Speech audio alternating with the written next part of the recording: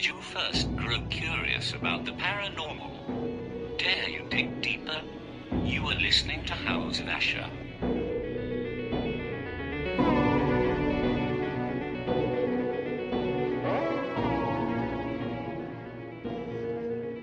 And welcome to this new episode of House of Asher. This is episode, I think, 109. Don't quote me on it. I don't have the numbers in front of me.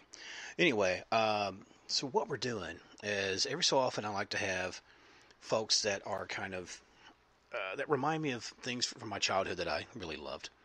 And one of the big things that I really dug as a kid was horror hosts. We had some in the Nashville area, which is maybe an hour from me, maybe an hour 15.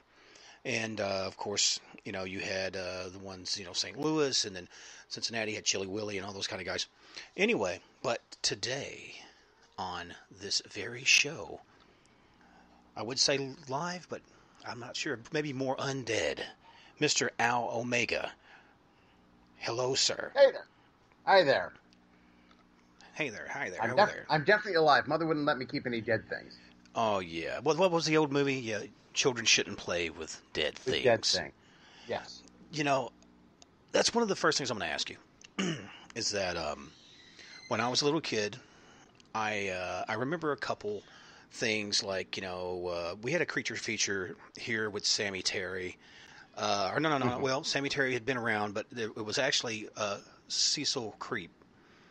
And he had the whole, you know, did someone knock kind of thing. He had the real big kind of fake teeth and all that. And then the other guy I remember was the Count of Five, who I actually have had on this show. It was like one of my bucket list things. And I found the fella who actually played Count of Five, and he actually went on to be do recordings for, like, he's a big car nut, right? And so he would do like stuff for I guess Corvette and whatever, and he'd be that guy telling you about the really super jacked up whatever Hemi motors and whatever vehicles would have. And he made an extremely, you know, sizable fortune on it. And so I started hunting this guy down, and it was kind of a trip because, of course, it's like, why is this guy 40 years later? You know, you don't know if it's like a Play Misty for me deal or what. But he was really cool, and come on the show, sent posters and stuff. He was a super sweet guy. Back to the question. What turned you, man? What flipped you? What drew you into this? Well, you know, unlike a lot of people who get up and say, I'm going to go do this, I always tell people, like half the men in San Francisco, I just got sucked into it. Yes. I had an associate who knew, I guess I should really back up here for people back east. Out here on the West Coast, we have Channel 2, and they had a show called Creature Features with the host Bob Wilkins, and Tom Warsh was the line producer for that, and Creepy Dave, an associate of mine, knew Tom Warsh. And Tom Warsh in 2008 came out with a movie about Bob Wilkins and the Creature Feature show, and asked Creepy Dave if he would bring the show back and start doing it again to stir up interest in it. And Creepy Dave didn't know anything about video production, and I knew a microscopic amount about video production. And so he involved me in it. And then after working on it for 6 months, Dave, we started off that this was his show, and he did all the work, and I was just the tech guy. And then after 6 months, I'm doing everything. Literally, the only thing Dave is doing is sitting in the chair and talking. And we get into it one day, and he says those immortal words, "If it's so easy, you do it." And I sat down in the chair, and I've been doing it ever since. Well, there it is. You know, I probably should have mentioned at the top of everything. You'll probably listen to this on Spreaker. If not, it's, you know, iHeart, iTunes, also through Paranormal UK Radio, which simulcasts it all around the globe or the flat Earth, whichever you look at it. Maybe it's a cube, maybe it's a bizarro world. We don't know. But do go to stevieasher.com and you can find out about this and my books and blah blah blah. But let's get back to Al. So once you did it, you took over. You did basically a non-hostile takeover, as it were. And it's one of those. It's very Klingon, you know. You kind of end up taking over, and it's one of those deals. You know, hopefully it was a respect in the end of it. But what was like? Okay, give me like 3 of the first films that changed you in regards of turned you into like a monster kid, turned you into kind of the mutant that you are today. And I'll give you mine. Well, I don't know, because I have a very unusual look at things. I remember watching the first Planet of the Apes movies when it came out, which is technically sci-fi, but the ending there, that was the first movie to me that I saw that the bad guys won. And it really kind of frightened me. It horrified me that, you know, that's not supposed to happen in the movies. The hero doesn't die, the bad guys don't win.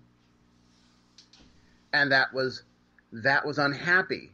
So I watched things like that and things like Creature from the Black Lagoon, where the creature is not a bad guy. Here we've taken him out of his environment where he was living very happily for, you know, millions of years or whatever, and we ruined his life. And hopefully at the end of the trilogy he got to swim back to his little lagoon. And of course, one of the very first movies we actually did on the show, Frankenstein. Again, Frankenstein was an innocent. He didn't know anything. He was just a big kid who fell in with the wrong kids. So these are the sort of things that really affected me. That whole, are we responsible for what we do? You know, should we have seen this coming? And are we hurting people in the process? Right. Am I my brother's body parts keeper? Brother's body parts keeper. Well, I'll make a confession to you. Uh-oh. Yeah. So, when I was a little kid, I was a scaredy cat. I was scared of a lot of stuff, but sci-fi was cool. I dug sci-fi. This was right when they were doing a lot of the Star Trek in, like in syndication and whatnot. I'm sorry, I've got a dog out there having a good time. Okay. When it first had that in syndication, of course, Lost in Space and all that kind of stuff, Land of the Lost. Early 70s, definitely 70s up through the 80s, with animated stuff like Thundar and that kind of thing. Love some freaking Thundar, right? But hey, what nationality was Princess Ariel? Princess Ariel, she was, let me think, Armenian? No. Okay, I was going to make a joke, but I won't. Okay. What was she? She was Asian. We see that in one of the episodes where they go to Chinatown in San Francisco, and she's talking about her people. Okay, see, that says something about the resiliency. Level of well, no, just the level of detail, but the resiliency of Asians, and the fact that the frickin' moon come apart, and there's still a Chinatown. Yeah, that's awesome. They built everything. They've been here thousands of years. Of course. Well, I mean, they built America. I guess they're going to rebuild after that too, right? Yeah. But, well, okay. Obviously, I love that. But I remember Godzilla versus the Smog Monster was the free movie at the Capitol Theater here in Princeton. And, I mean, it was always on. It was almost always a Saturday movie, at least twice a month. And then maybe you'd have a Disney something or some sort of Davy Crockett, kind of thing. But that was cool. Always dug the big monsters. And it wasn't until I think I saw House of Wax. I was thinking House of Wax at a drive-in of all places. And I was like, whoa, it blew my mind. And then I saw a movie called Gargoyles, which scared me to death, and I'm like, I'm walking around like looking outside, scared to go outside, because my brother's, what's up? I said, I don't want the gargoyles to get me. I mean, I'm small. I'm not like 13, but I mean, I was like, whatever I was, 5 or 6. And it resonated with me, really stuck with me. But so I started studying about these kind of things and figuring out what things are real, what things aren't. And it really got me into, scary movies and different type of art and all these different folklores and things like that. And, I guess it's what kind of got me into doing paranormal investigations and writing about it. But anyway, so did you always want to do the thing? I mean, I knew you said you kind of fell into it, but it was a thing.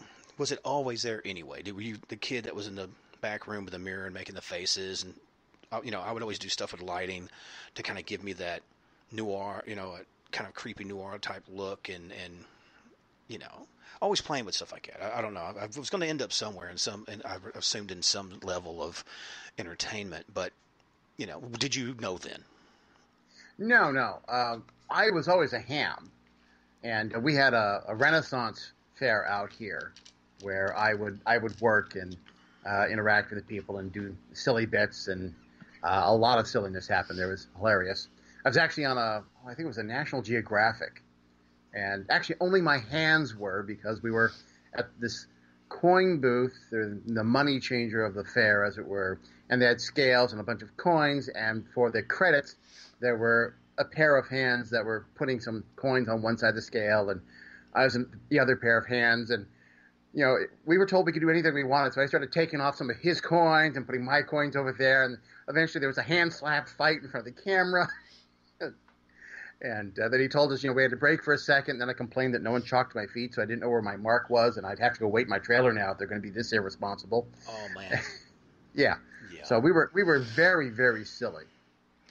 Well, I think it's the way it should be. I think some of the most, well, it depends if it's horror. I liked. Okay, but I'll tell you this. You may not have liked the original Blair Witch. I liked it because at the time we were living kind of in between main town and sort of the outskirts. Lots of trees in Kentucky, all right? And when you're driving down a road, going down a gravel, whatever, and you hear something in the trees, it's heavy, especially when it's like 3 a.m. Everybody's like, yeah, that's stupid, but no, that kind of stuff, when you're immersed in the same sort of environment, I think it's why stuff like Escape from New York and things like that, and different scary movies, Return of the Living Dead and stuff like that, that are set more in urban environments, freak city folks out more, Was there one that was like in all the films that you've seen, which I'm assuming you've seen a lot? Seen a lot, yeah. Is there one that, like, there's always somebody's like, oh, you just got to see blah, blah, blah. It'll change your life, dude. You just humor me and watch it. Have you ever seen one that maybe you didn't necessarily think was a total stinker? I mean, there's a lot of total stinkers, but they're good because they're B movies.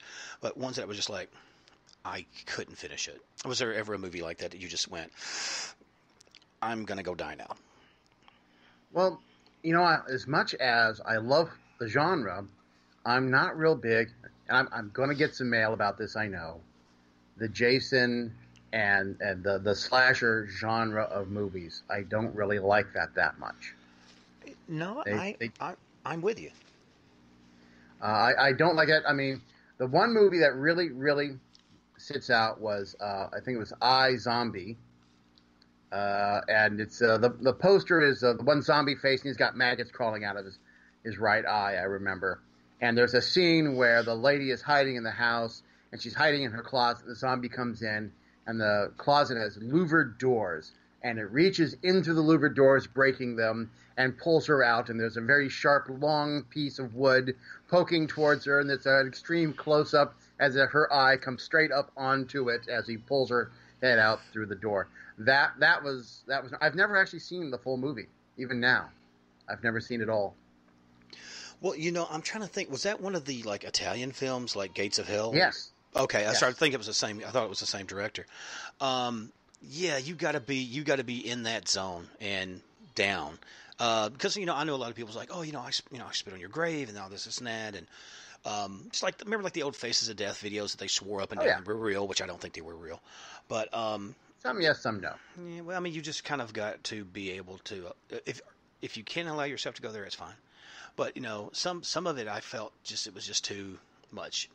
Stuff with extreme rape scenes. I mean, I've got 3 daughters. Even when I was a kid, I wasn't so good with that. Yeah, I still don't. Yeah. Yeah, but I agree. You take something like something it's set, and I'm not saying, well, you can't see the monster. I mean, that's the classic thing, right? I remember Carpenter had said something about people didn't, old school guys didn't get it because it's like, yeah, I show my monster through the whole thing, but there's a way you can do it that's going to build more suspense, and it's where it's going to be less scares and stuff. It seems like there's some of this jump scares now, and I know it's not like the old guy in the room, but it's just I can go back and watch like TV stuff, like made-for-TV movies, Norla's Files, Night Stalker, Gargoyles, like I mentioned before. Like what was the one? Wow, God, I'm trying to remember the name of it, man. Like where did all the people go and things like that, and Yes, all those like made-for-TV movies. Made-for-TV movies, I friggin' loved them. I absolutely ate them up. If I ever have the ability to do a film, I would want to do it in that kind of style, in that kind of dated style, and because for me it was really cool. I liked the cinematography in it. I love the musical scores in it, and I don't know. Just people had a different look then. I don't know what it was. People of that time just I don't know. They look more like actors, I guess, is what I'm saying. And they were each were a little bit more individual.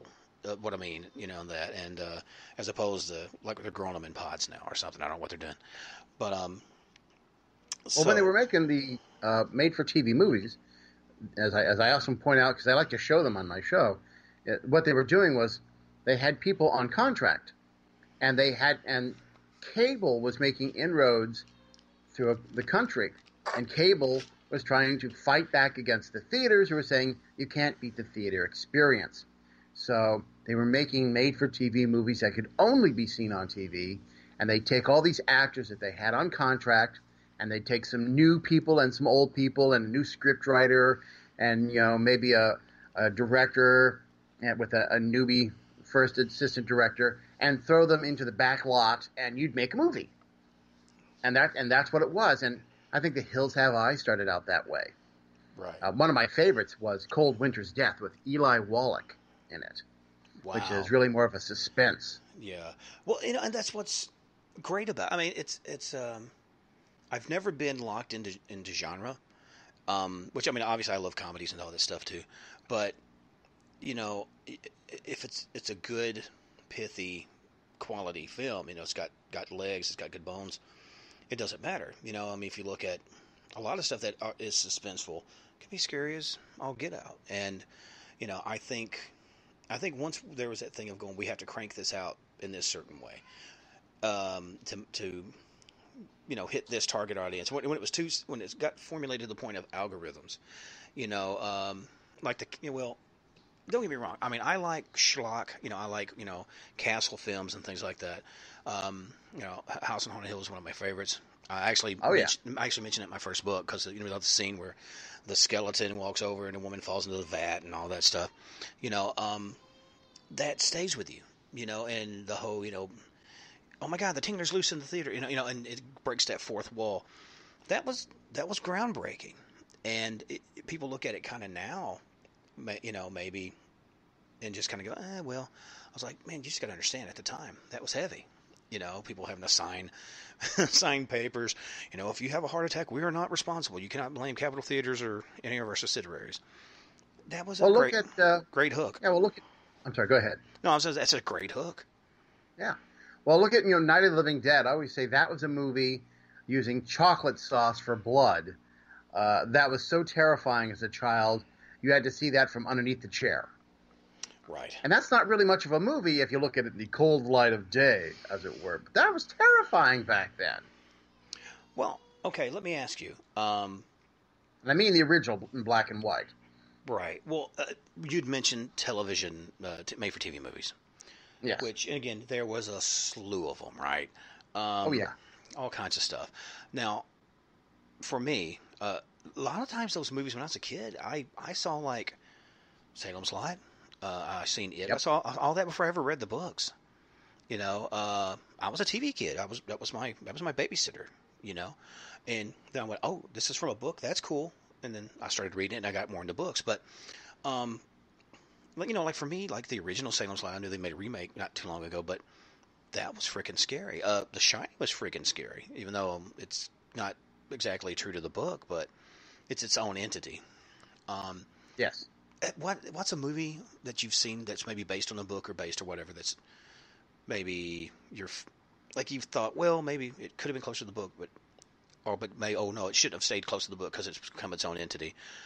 Is there anything like that you really dig? Well, actually, I grew up, shall we say, in a dark family.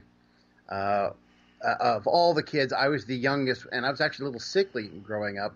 So I stayed behind a lot, and I had people read to me. And my mother was very fond of Bradbury, and I had an aunt that took care of me, which really liked Lovecraft, and my grandmother preferred reading the children's Hitchcock to me.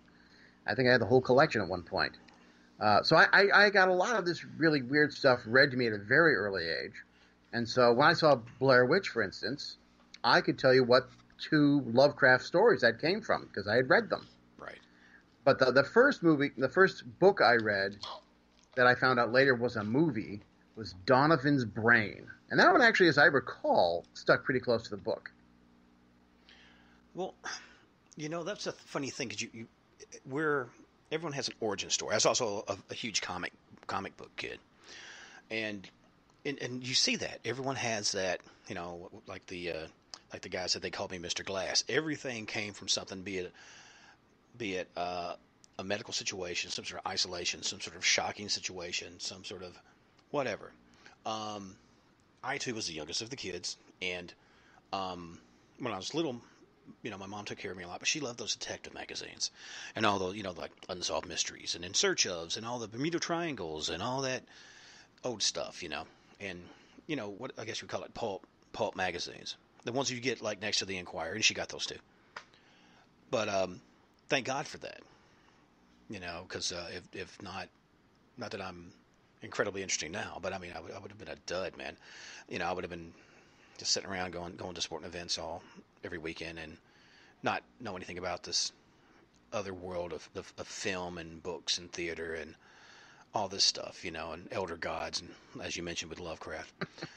It's I don't know. I think we were very lucky, in a way, because when you aren't having to compete in that, be one of the other whatever guys jockeying for a position, and you step back, you're afforded a certain anonymity, I guess, where you just grow on your own, and often more than not, sometimes cool stuff comes in. I mean, also you get Gacy types and serial killers, but there's also folks like us that are trying to delve into whatever.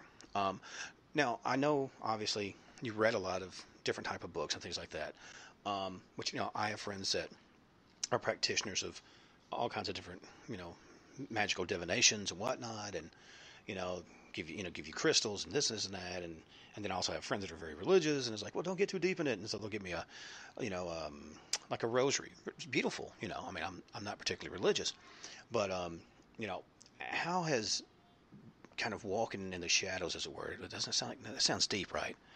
Omega. Yeah. Walking in the shadows. But I'm gonna have to do a photo shoot with that now. You really need to. You really should. But yeah, come to Kentucky, I'll hook you up. But how is it just one of the things like, well, that's just Al, or was it more of a thing where did it change your relationships with people?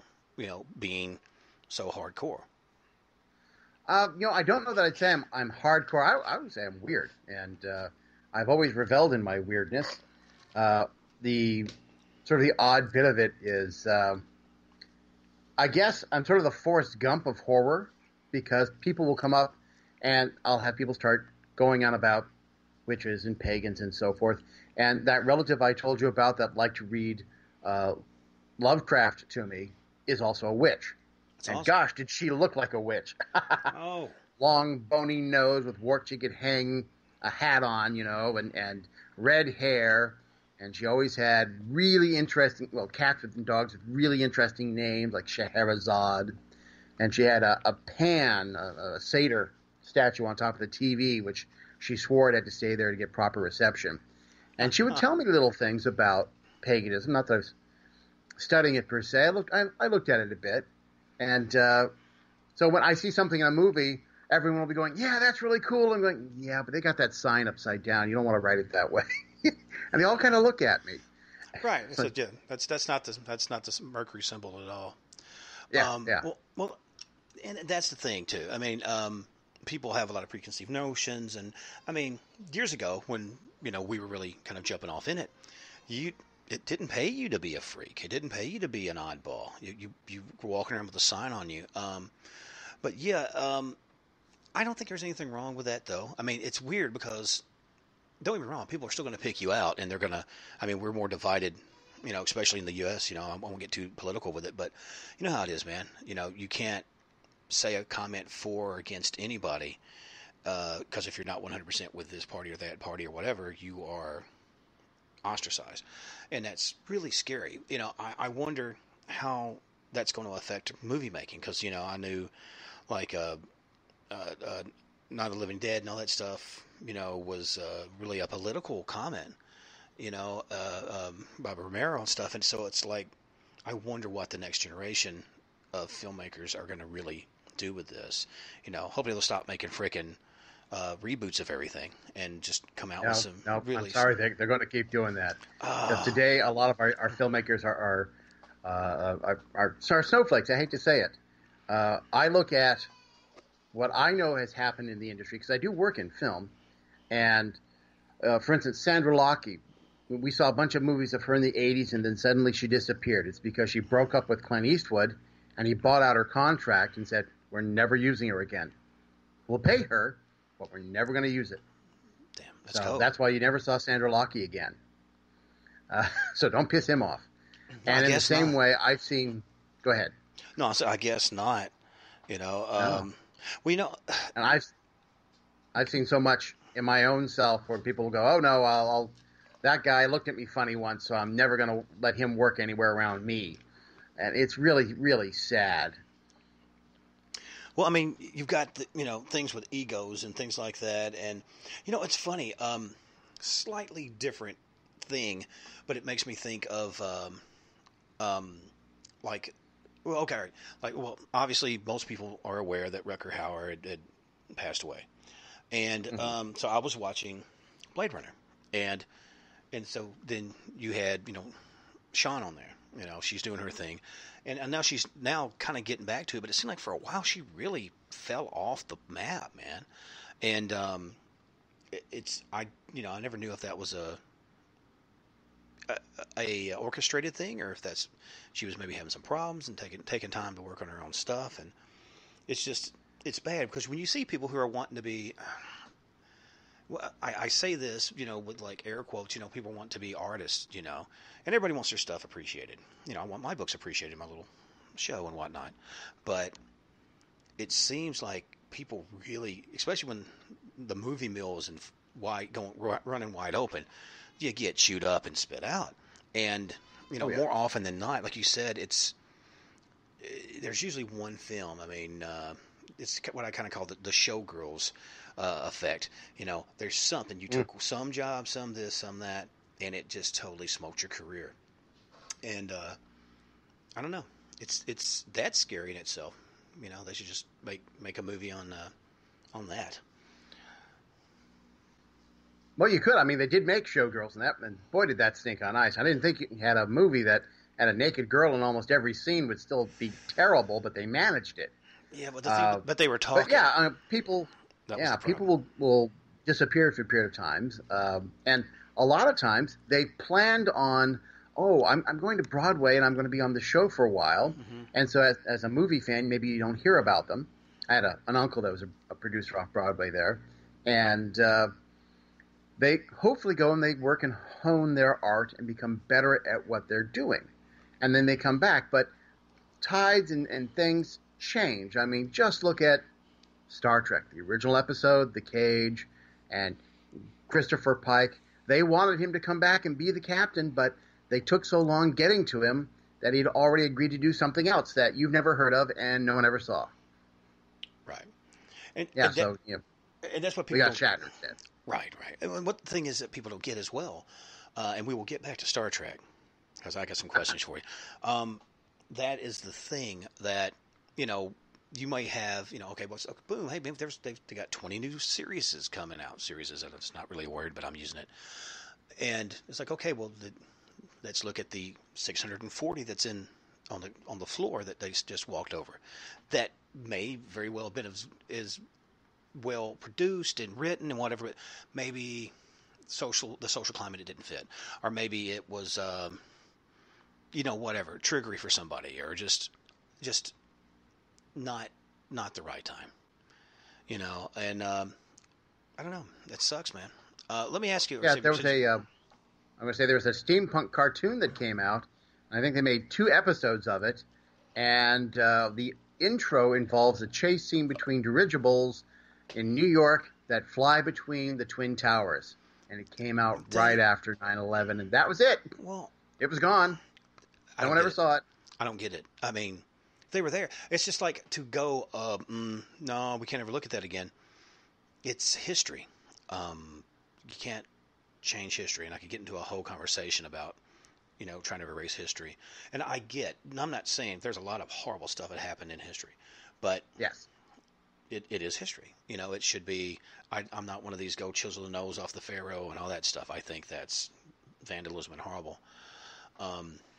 But yeah, it kind of comes down to that of like you said, one little thing is out of place, one misstep, and it's over.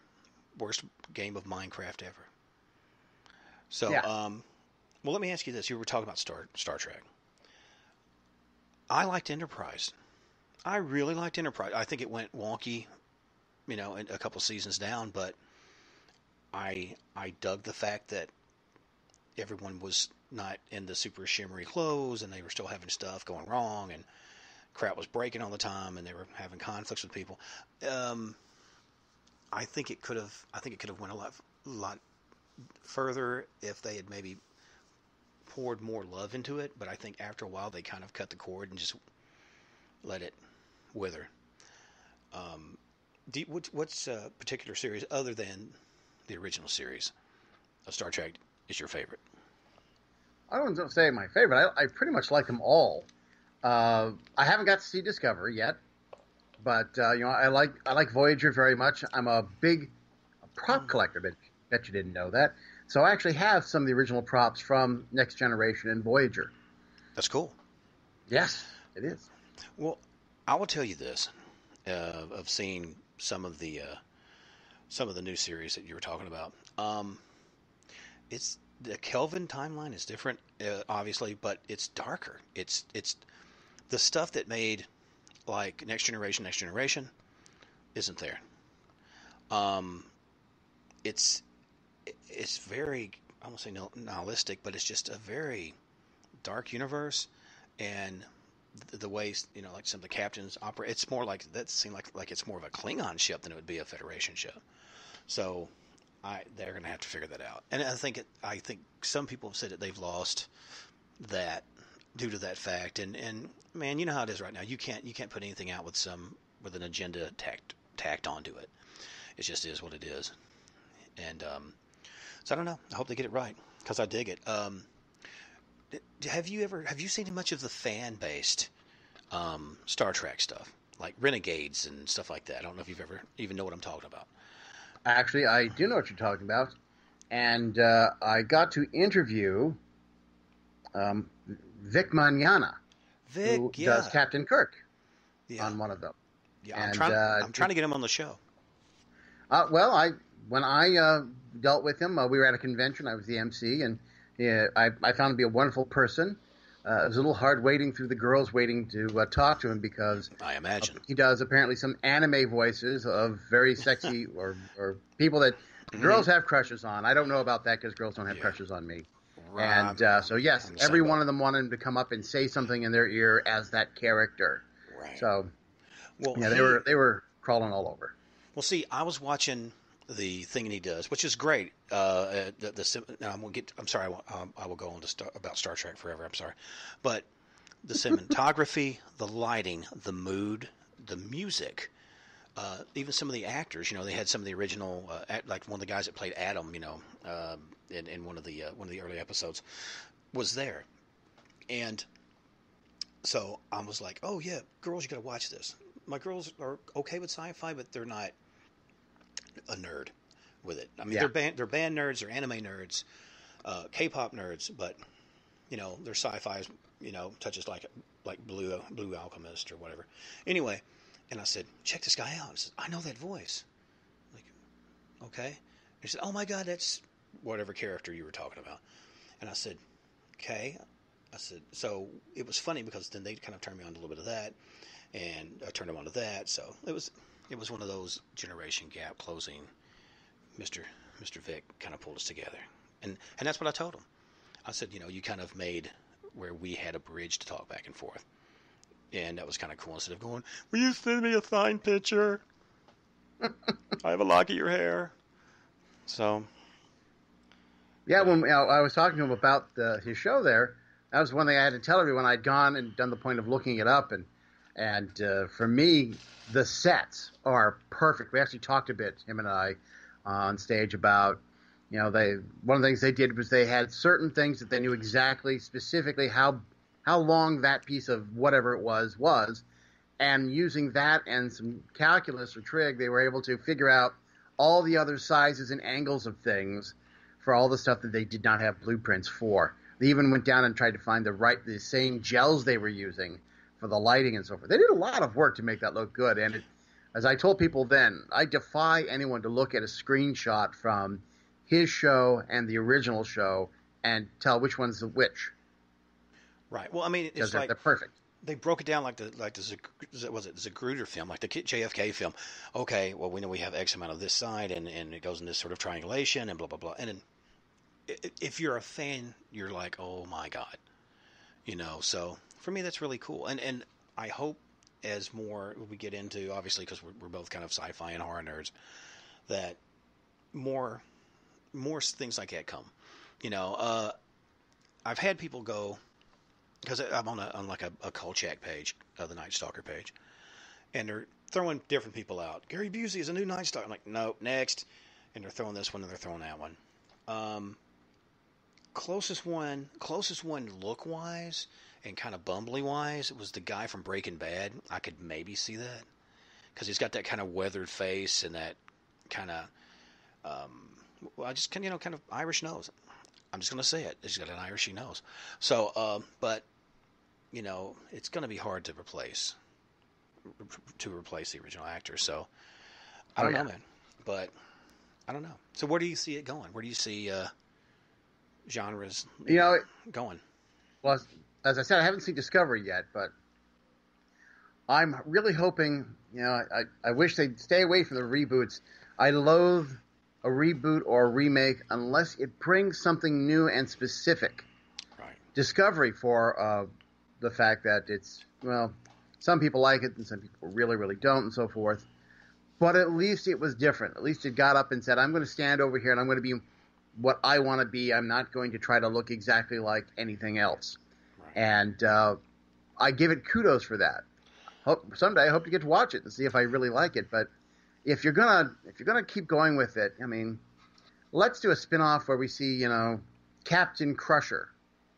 Let's see Wesley come back and see where he's been and all the stuff he did, and things like that. Let's see a prequel where we find out a prequel movie where we find out what happened to Geordie's parents, because we know the mother was lost, I guess, on her ship. What happened to them? What mission were they on? We have a whole bunch of stuff that people would be interested in. Let's go find out some stuff. Let's have an afternoon kids show with Data at the Academy. Why not? I mean, and have a situation, which if you had Geordie, I mean, he was, LeVar Burton was already on Reading Rainbow. He's got that on lock with kids. Or kind of like I guess they're trying to do a little bit with this Picard thing. I don't know a lot about it, but I want to see, 25, 30, 50 years. What advancements, what's going on, honestly, I kind of see a little bit of an apocalyptic kind of vibe, that maybe they had a reboot, but instead of maybe Earth is just Earth, it's X amount of different races, and they're going through, like, I know it's going to sound dopey, Klingons Wild West, and they're going to have, like, the Vulcans, and they're more involved in certain herbal things and this and that, so they almost seem like magic users, right? So you kind of tie in Old West with wizards, and then tie in with a little bit of sci-fi, because there are going to be self-replicating androids. I don't know. Maybe I'm asking too much. Well, I don't know. What might be interesting for sort of a reset is to have something really bad happen that's not the Klingons attacking us or the Orions or whatnot. Just something really bad happens in the galaxy. Maybe there's just a huge storm wave that comes through and destroys a third of things across the board for everybody. Entropy, that's the thing. Something like that. I don't care how advanced you are. I mean, unless you are so far advanced, beyond, beings of light and don't even really are in this universe anymore. You're so high vibrationally, you're gone. Things are going to happen, like you said, that you cannot control. Let's talk about Star Trek as the universe begins to die. What are they going to do? Are they going to find some new step through into another timeline? Are they going to find a jump? And if you guys are out there listening, write this down and contact these guys. I'm serious, because there's so much you could do. Like have. I don't necessarily want to make it where it's morbid, but maybe have almost like a necrocore, or space zombies. The zombies have been everywhere else, right? Zombies in space. Well, they don't have to be dead zombies. They could just be people that have been contaminated and now have limited cognitive function, and they're contagious. Right. I mean, I think we have a lot of that already here in America, and no, we're not going to get into politics, but you could go that way with it. Right. Well, I do want to say to everybody, we are talking with Al Omega, is a late night horror host at Creature Features, and you can learn more about him at the creaturefeatureshow.com. And so anyway, yeah. I mean, there's so much. I think once you get to a point, X amount of races and different worlds. What was the thing Reagan said? I forgot how he said it. It's like, if we had an intergalactic thread, we would join together, and here we go, and blah blah blah. But that's true, right? My enemy's enemy is my friend, as it were. That's just a common trope. Which brings me to enemy mine. Enemy mine. This is my... Okay, you know how like most middle-aged guys will stop and watch World War II documentaries? Like, it doesn't matter if it's half through, they'll just watch it. I'm like that, but with like Enemy Mine. I freaking love the film. I wish there had been more. I wish somehow they were able to incorporate like the Drax and all that into a larger universe. Oh, they might still. You never know. I'll tell you, I'm sitting in a room with one of the Drax skulls next to me. You suck. But you're so lucky. You suck, though. No, that's cool, man. That is extremely cool. I'd drive my wife nuts going, Darwich. She hates it. Yeah. Stupid Mickey Mouse. Well, Mickey Mouse is a big dummy or a big idiot or something like that. It was great. It was a great film. But you know what? What was great about that? There was dark scenes, but there was that good did eventually conquer.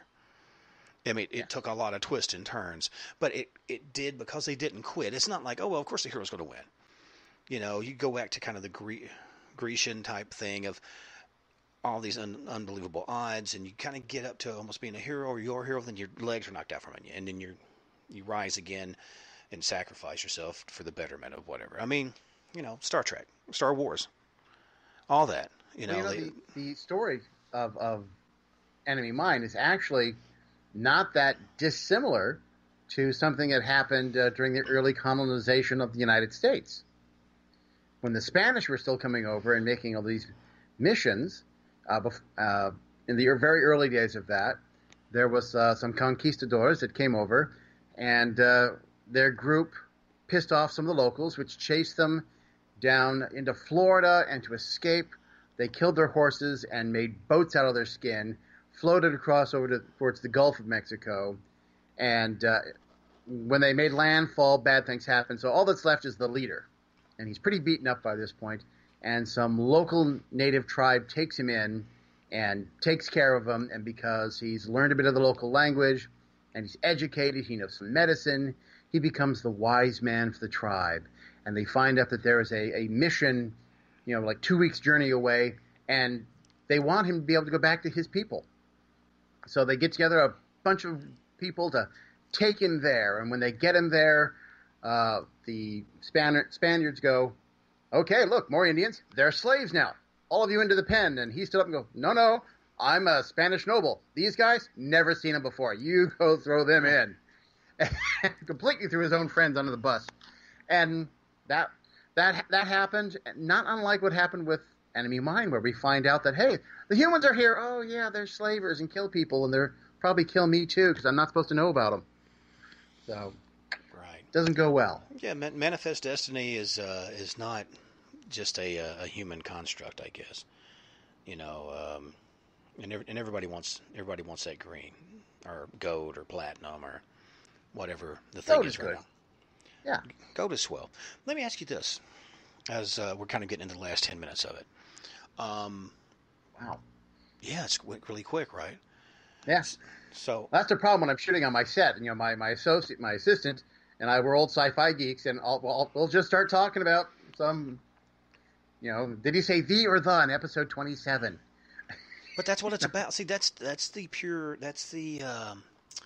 is the feng shui of all this. It just naturally ebbs and flows into that. And like I said, I mean, you may have a heated discussion. No, he did not have such and such blaster until episode 47. When they had whatever intervention from this and that class of whatever, you're going to have that. Yeah. But more or less, it's a thing of love, and it's it is what it is. When we were talking about spacecrafts and things like that and all that stuff, being where you are, have you had an encounter? Have you seen anything? Have you seen cryptids, Bigfoots, anything like that? Elvis? I haven't seen Elvis, but actually, when I was a kid, I did have several sightings over the course of 2 or 3 years. And, I grew up on the East Bay, so within view of San Francisco. So it's not like I was out in the boonies or something.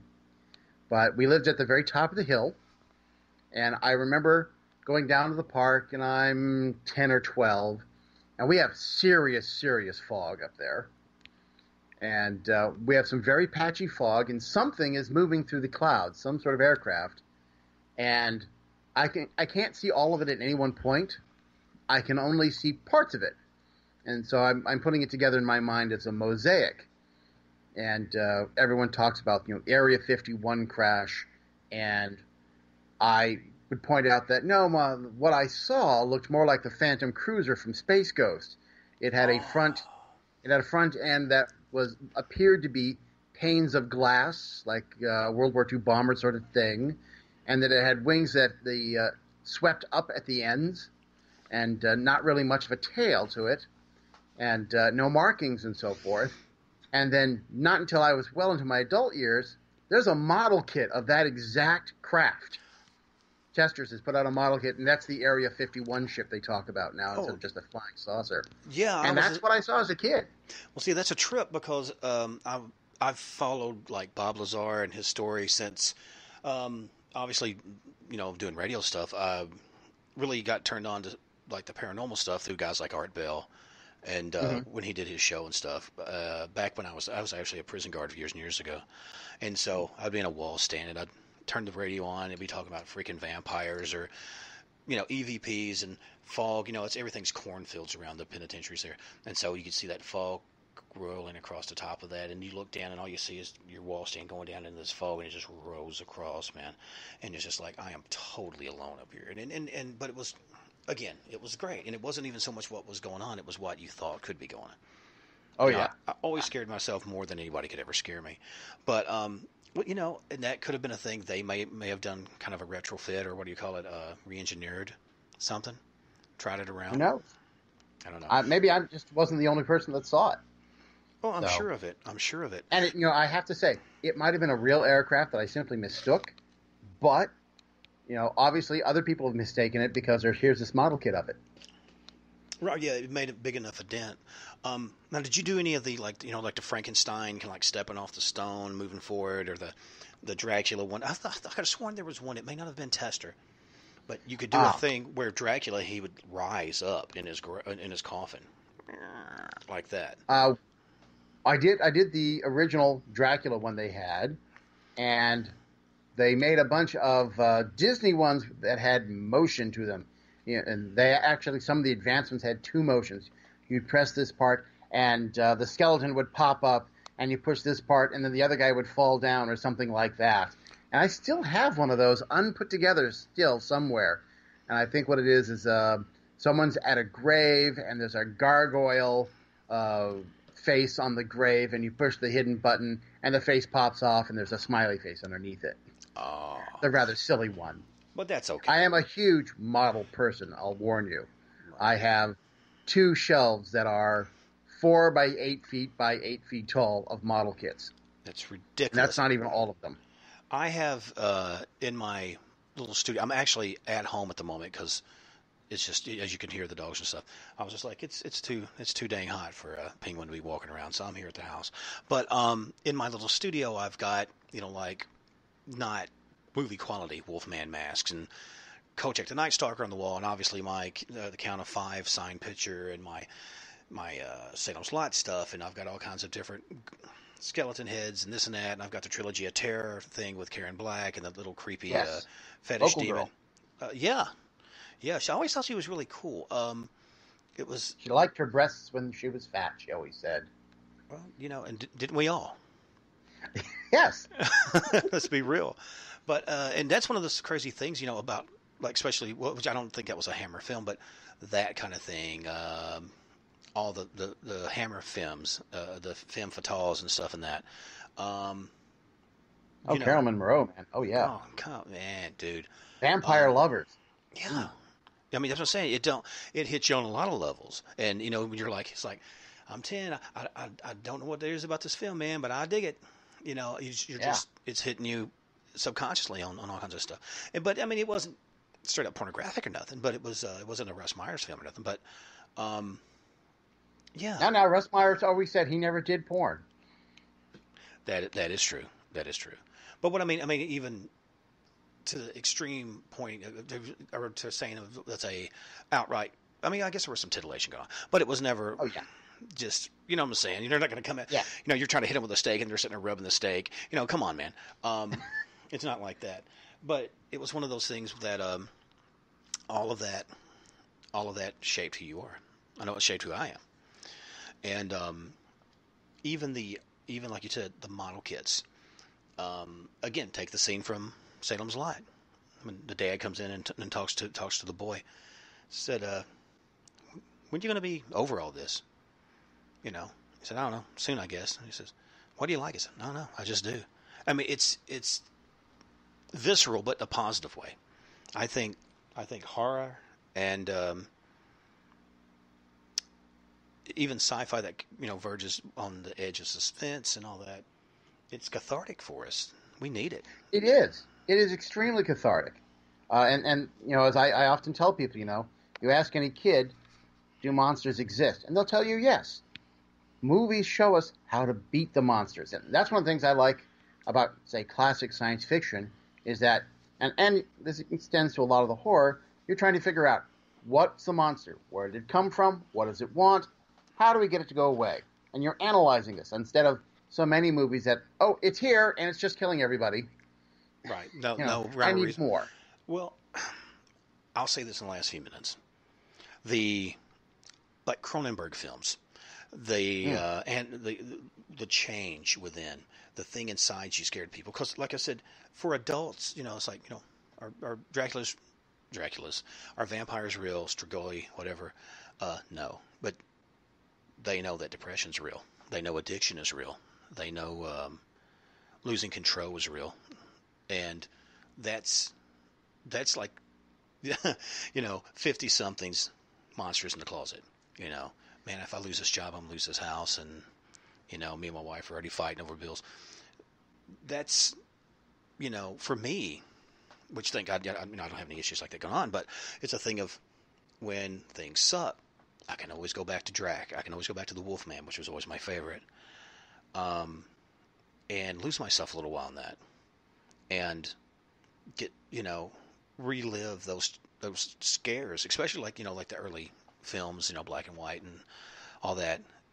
because I turn my kids onto this. I turned them on to, even stuff like, like Rocky Horror Picture Show. We always have that on Thanksgiving, because they have the big scene with the turkey.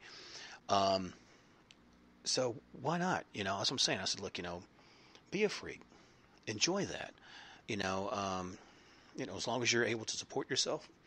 I don't care what you do. You make weave baskets, whatever. If you can support yourself on it, rock on. That's another thing. People are afraid of freedom. Now you can hear the punk coming out of me a little bit, but people are afraid to be completely without restraint, and it's I don't know, it's kind of a bummer. Well, they say, money makes you more of whatever you are. And they also say that as you get older, you become more of whatever you are, which is why you wind up as a grumpy old man all the time. But as we get older, we look back on old things and we see them in a new and different light, where they meant what they meant when we saw it, but there's more there. They meant something more. For me, I have a college degree, and as an adult, at one point, I went back to get another degree, and I decided to take this class about reading, and we read a Lovecraft story, which I know, The People in the Walls. And it never occurred to me. This is one version of the story, is that there are people in the walls telling this lady to kill herself, and then no one will let her see the baby, and they're keeping this great secret. The other side of the story is it's postpartum depression. Never occurred to me when I was reading it as a young man. Why would it? You weren't equipped for it. That's what I'm saying. Mm-hmm. The greatest things, books as well. You go back to it, and you can look at it differently. Just like, I'm sure, like monsters, you felt. That's why teenagers love them. You feel misunderstood. You feel out of control. You feel like everyone hates you, and even if it's maybe not much more than God, get out of my room, kind of vibe. It's just who am I to tell my kid that their feelings aren't valid? And I'm like, yeah, it's okay. It's okay to feel like a freak and out of control, but just know that we're here. If you want to talk about it. So I mean, to me, that's been my connection tool with my kids since they were small. Music and art and movies and all that cool stuff. I've been very, very blessed with a wife that puts up with my crap. She's a lot more. She was like, the girl that worked in the office at the school. She wasn't a snoot, but they liked her, and she was a personable person. Why wouldn't they like her? So they got that side, and then they also got the weird, wave your freak flag over here on Pop's side. So hopefully they're prepared enough for whatever the world's going to throw at them. Well, whenever I have a young person say, "Oh, gee, I'm really weird and different," and I'm going, "Really? You think so? Hold my beer. Watch this." I'm sitting in a room with a 8-foot cabinet of human skulls. Well, they're humanoid at least. But I have a lot of human skulls in here. I have a fetal skull on my headboard. Yeah. It took the wife a while to get used to that. I've been trying to find like a 2-headed pig for my little freak wall. Also, if you know of anybody that has any masks of like the gargoyle stuff or any props from that, let me know. I'm that guy. I've always wanted to be the guy. Like, okay, I'll say this. Like, most guys wanted to be Pete Rose or something back in the day, or whatever. This, I mean, of course, everybody wanted to be Steve Austin and jumping over stuff, going. I still do that, but I wanted to be the guy from Gargoyles, the professor. It kind of sounded like Race Bennett. It was very cool. And he was hip. He's in control. He knows his stuff. He's a demonologist. He's on top of it. That was who I wanted to be. It didn't quite ever come into place because I'm too much of a spaz and a fangirl about stuff. But I think the heart of it is there. And I think we eventually become either you absolutely hate what you become, or you get to the age where, like I said, I'm almost 50. Now I'm going, you know what? I'm going to have monster posters in my studio. I'm going to have, a picture of a signed picture of Vincent Price over, next to my bed, because, damn it, I put in my time. I'm going to do it. And that's right. And that's the greatest thing, And I cannot wait till I'm older, where I can just get away with everything and just be silly. Come running out in a Batman outfit or whatever in the middle, for lunch. Batman, I'm having lunch. What do you want? Deal with it. It's fun time. I'm kind of looking forward to dementia a little bit. So Who says you aren't there now? I mean, that's what I'm saying. I got to retire some years back. And Lucky. the only picture I have in my office, well, actually I have two pictures, but one of them is the poster of Angelique Pettyjohn from the Gamesters of Triskelion episode of Star Trek. Oh my God. I don't know if you're familiar with that poster. Dude, that's like rare, isn't it? Well, there are two versions. I have the rarer of the two. It's funny because it's actually the version that they sold more of, but they didn't survive. Because I have the version where she's not wearing all of her costume. Hey, lady. My wife isn't really happy about that in my office here at the house, but She don't too have to sit bad. down. You know, 1984, I was there. Right. I met her. I had, I'm not sure if you're familiar with like Penny Dreadful. Oh, yeah. And I told her, and I said, yeah, because I actually went ahead and joined the little thing. And because I was like, hey, man, you send me the Kazoo of Death and all that's kitschy and cool. I'll stick it up on the thing. And I said, so you want a signed autograph picture? I said, yeah. This one over here where you've kind of got the cloak on and you're kind of covered up. You couldn't see it.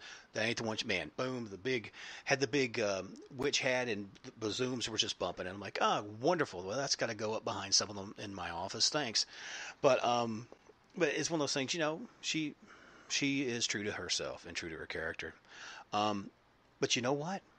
We're right about at the end, man. We're right at the end. Man. Is there anything? I tell you, this went fast. Well, I'm glad. Yeah. Don't tell all the girls. I won't. Boom. So, Yeah. Is there anything you want to say before we're out here? Any message to all the people out there in Radio Land? Well, you know, I want to thank all my fans. And again, of course, you can come see me directly on my website, thecreaturefeatureshow.com. But I'm also on stations all across the country. And I'm going to be at Horror Hound Weekend out there in Indiana next month. So if you're out there in that back east, because that's the only one I'm going out of state this year, come by and see us. So, you know, I'm a great guy. Come check us out. I'd love to hear about all the stuff because, you know, all the fans know way more than I do. But that's how, you know, by osmosis, that's how we get it together. What town is this in Indiana? Do you happen to know off the top of your head? Not off the top of my head, no. Off the top of someone else's head, Rose. Yes, it's on somebody else's head. My wife keeps track of all of that stuff for me, because she's the only one going to pay attention that long. Because I have the attention span of a 10-year-old. I fully admit to it. Let's see. Horror Hound Weekend, Indianapolis, Indiana. There it is. September 6th through 8th. Yes. Go travel there, check it out. You'll laugh, you'll cry, it'll become a part of you. Maybe he'll become a part of you as well. I'm not sure. Grow under your flesh. Yes, it. Cronenberg again. Well, listen now. There we go. Al Omega, God bless you. And if you'll stick around long enough, I'm going to do a quick outro, and I will talk to you on the other side of this. Okay. All right, Paul. Thanks for having me. Anytime. And I hope to have you back soon. Okay.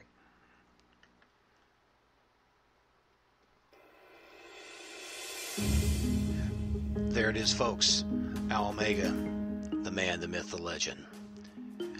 But I want you guys to enjoy the rest of your day. Get out there and play in the sunlight and all that stuff if you like it. I'm not a sun person, but that's okay. But as the shadows grow long and the sun settles behind the trees on the ridge line, make sure to check under your bed, in your closet, down your back hallway, maybe in your, your furry outfit, whatever. I don't care. I'm not judging.